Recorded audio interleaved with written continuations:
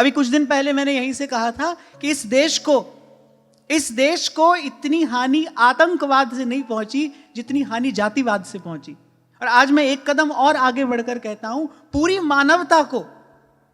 मानवता को इतनी हानि किसी वाद से नहीं पहुंची जितनी भोगवाद से पहुंची है। भाई केवल इस मेरे शरीर को सुख मिले, उसके लिए व्यक्ति किसी भी स्तर तक गिरने को तैयार है। केवल इस देह को पोसने के लिए, देह के लिए सुख सुविधा जुटाने के लिए व्यक्ति किसी भी स्तर तक गिरने को तैयार है। किसी भी बात का विचार आज जीवन में नहीं रह गया, किसी भी बात का विचार।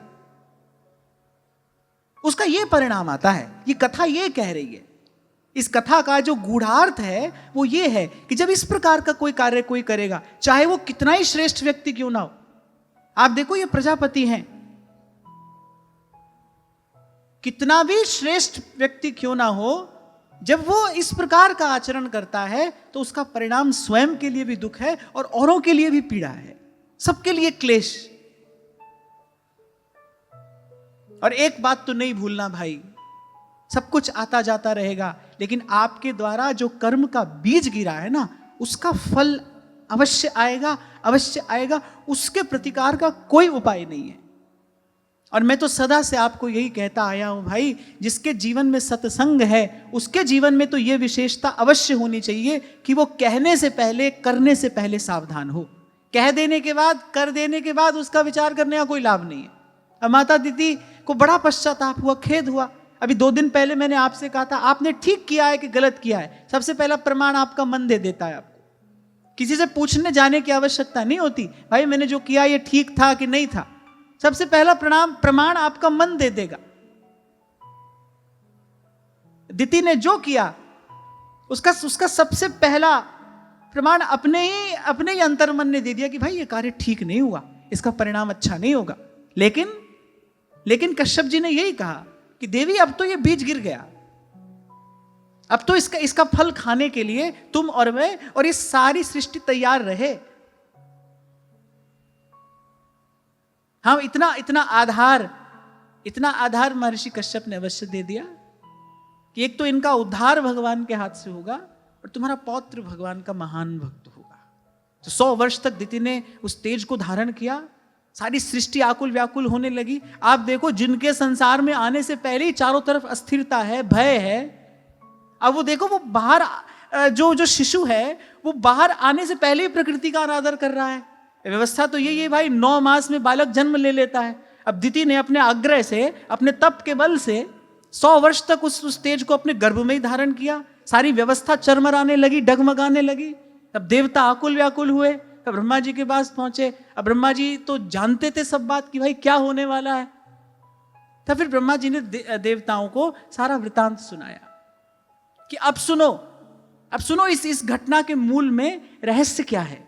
ये इतनी छोटी सी चर्चा मैंने आपसे इसलिए की, भाई करने से पहले सावधान रहना है, आपको भी, मुझे भी, हम सबको।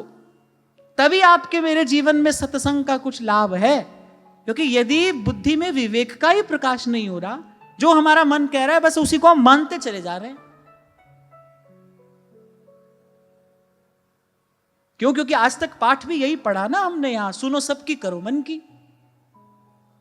यही तो पढ़ाया गया हमको यहां पर। अच्छी बात कहकर पढ़ाई गई ये बात, भाई सुनो सबकी करो मन की। ऐसा तो बिल्कुल भी नहीं करना चाहिए। और यही हमारे अभ्यास में भी आ गया, जो हमारे मन ने कहा बस हम कहते चले गए, विचारते चले गए, करते चले गए। करने में बड़ा आसान मालूम पड़ता है ना वो सब, लेकिन उसका परिणाम भयंकर है, दुखद है। और मैं कहता हूं और कहीं सावधान रहो ना रहो, लेकिन आपके द्वारा ये जो कर्म का बीज गिर रहा है ना, इसमें बहुत सावधान रहना। क्योंकि जो जस करहि सो तस फल चाखा।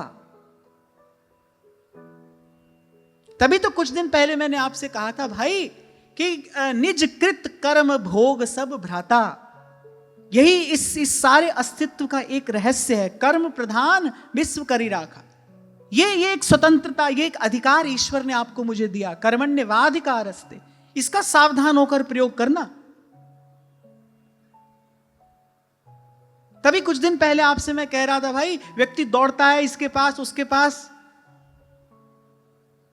फिर कहता है बोले कि हमारे हमारे ग्रह खराब हैं, समय खराब है। भाई ग्रह भी जहां हैं उनको वहां पहुंचाने वाले आप ही तो हो, आपका कर्म ही तो है।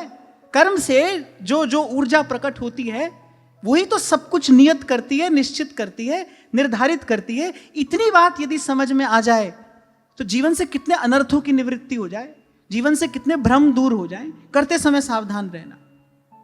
और करते समय सावधान कौन रह पाएगा? अब एक ये प्रश्न खड़ा होता है, करते समय सावधान कौन रह पाएगा? जिसके जीवन में सतत सत्संग होगा, जिसके जीवन में संत होगा, जिसके जीवन में सद्विचार होगा, जिसके जीवन में सच्चिंतन होगा, वही करते समय सावधान रह पाएगा।